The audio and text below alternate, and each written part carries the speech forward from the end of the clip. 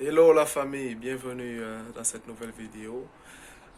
Merci à tous ceux qui ont pris la peine de s'abonner, de liker, de partager la vidéo. À ceux qui sont nouveaux sur cette chaîne, voilà, je vous invite à vous abonner, à pouvoir partager aussi la vidéo, à pouvoir laisser vos commentaires parce que ce soit des commentaires critiques ou positifs, c'est ça qui me motive chaque matin à vous partager des informations vis-à-vis des programmes, des études à l'étranger. Et comme le titre de la chaîne dit, Road to Abroad, voilà, tout le monde c'est l'étranger. On veut étudier, on veut acquérir de nouvelles connaissances. Alors, bienvenue. Alors aujourd'hui, je vais parler d'un sujet assez intéressant. C'est pourquoi étudier en Russie. Pourquoi? Quelles sont les raisons qui peuvent vous motiver ou qui peuvent motiver quelqu'un à vouloir étudier en Russie? Pourquoi transiter par la Russie? Je dis bien transiter. Et je vous expliquerai en quelques points. Alors, bienvenue encore une nouvelle fois. Alors, en Russie, la Russie c'est un pays d'Europe de l'Est, bien évidemment connu par tout le monde, surtout avec le contexte géopolitique actuel. Les études en Russie se font uniquement en langue russe et particulièrement en langue anglaise, mais à partir du master et dans certains domaines, entre guillemets. Il est possible pour ceux qui font médecine, voilà autant pour moi, ceux qui veulent faire médecine, d'étudier en anglais, mais vous devrez comprendre que la scolarité est au moins 2 fois ou voire 3 fois plus chère que des études en russe. Tout dépend de tout un chacun et de ses moyens. Alors pourquoi étudier en Russie? Pour moi, étudier en Russie, c'est une opportunité pour vous, tout simplement si vous essayez d'entrer dans les pays de l'Europe, de l'Union européenne et de la zone Schengen particulièrement, et vous n'y arrivez pas depuis l'Afrique. Il faut bien comprendre que le processus ou les conditions d'obtention de visa en Afrique sont bien plus rudes lorsque vous êtes en Afrique comparé à si vous êtes déjà en Europe. Parce que, quoi qu'on dise, la Russie est un pays de l'Europe. On suppose, dans la tête des ambassadeurs, dans la tête des services consulaires qui octroient les visas, que, étant en Russie, si vous avez déjà pu vous déplacer, vous avez déjà pu vous déplacer. Et être en légalité dans un pays veut dire que vous pouvez aussi être en légalité dans le pays souhaité. C'est aussi une question d'analogie. Alors, moi, je touche un certain public en disant, ceux qui ont essayé, que ce soit au Cameroun, en Côte d'Ivoire, au Mali, tous les pays d'Afrique, ont entré dans les pays du Schengen, France, Belgique, Allemagne, et ça n'a été guère facile. Je crois que vous gagnerez au moins 50% de chance ou 70% de chance à le faire. Déjà, si vous accédez dans un pays de l'Europe, comme la Russie, comme la Biélorussie. Ce sont des pays, certes, qui ne sont pas dans l'Union européenne, certes, qui ne sont pas dans le Schengen, mais vous êtes déjà en Europe. Et donc, il faut bien prendre aussi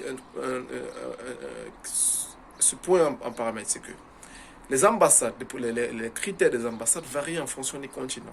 Le même critère, par exemple, entre guillemets, le même critère de l'ambassade, je ne sais pas, de l'Allemagne ou de Lettonie, parce qu'on parle beaucoup de Lettonie sur ma chaîne, de l'ambassade de Lettonie en Afrique, c'est-à-dire spécialement en Égypte ou en Afrique du Sud, ne sont pas les mêmes critères de la Lettonie en Russie. Et je vous le dis, moi qui ai passé par la Russie avant d'entrer en Lettonie, j'ai vu. Et je connais des gens qui sont passés en Lettonie, qui sont passés par l'ambassade de Lettonie en Égypte. Donc pour vous dire, il y a aussi un critère qui est plus allégeant lorsque vous êtes déjà en Russie, c'est-à-dire en Europe. De plus, l'autre critère, les critères linguistiques.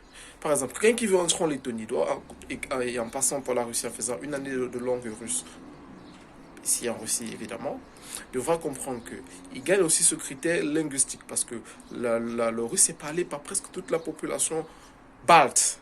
La Lettonie, l'Estonie et la Lituanie, parce que ce sont des anciens empires, ce sont des anciennes colonies russes. Donc vous voyez déjà que, aux yeux déjà, du service consulaire, vous avez, hormis l'anglais, parce que les études se font en anglais, hormis l'anglais, vous avez encore, ils se disent que vous allez facilement vous adapter grâce à cette langue russe, d'où vous prendrez le diplôme en Russie avant d'entrer en Lettonie. C'est aussi un aspect qu'il faut comprendre, tout se joue dans la psychologie. Et de trois, et qui est un aspect dont je trouve très très important, lorsque vous êtes en règle en Russie, vous avez votre permis de séjour, vous avez vous êtes en règle, je crois que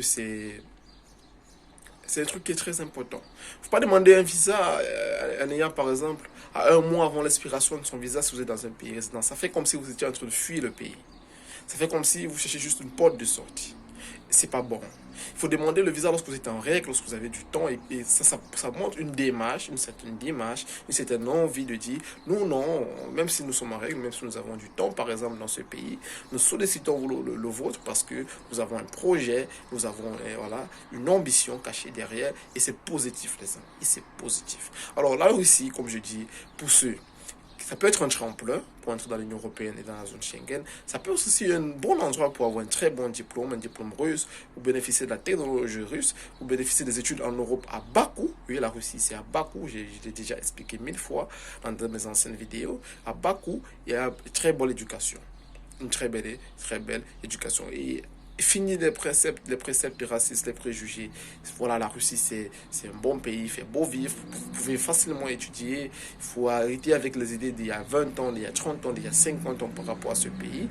C'est possible d'étudier calmement, posément, et même voilà, de se projeter sur le long terme dans ce pays. Comme j'ai dit dans mes précédentes vidéos concernant la Russie, des admissions sont déjà ouvertes et pour la voie d'admission en Russie ou une lettre d'invitation du ministère des Affaires étrangères à votre égard, c'est pas compliqué. Pour ceux qui ne savent pas comment faire, vous pouvez me contacter. Il y a des universités qui donnent la possibilité de payer votre scolarité à votre arrivée en Russie. Du coup, vous facilitez aussi la tâche à ce niveau.